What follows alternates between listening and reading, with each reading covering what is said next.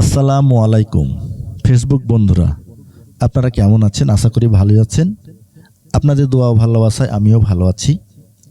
তো কয়েকদিন থেকে দেখতে পাচ্ছি আলামিন ভাইয়ের ভিডিও নিয়ে অনেকজন অনেকভাবে ভিডিও করছে, তাই ভাবলাম আমিও একটু আলামিন ভাইকে নিয়ে কিছু কথা বলি।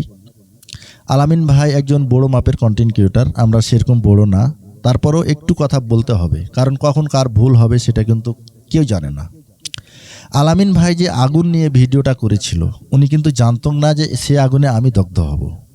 কাজেই আমরা আলামিন ভাইয়ের কাছ থেকে এটাই শিখলাম, আমরা যখনই যেভাবে ভিডিও করি না কেন, আমরা ঝুঁকিপূর্ণ কোনো ভিডিও করতে যাব না।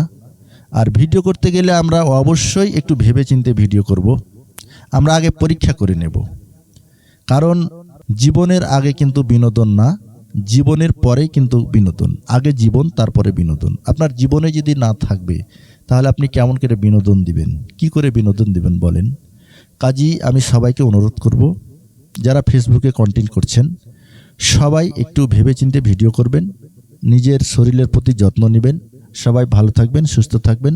সবাইকে ধন্যবাদ।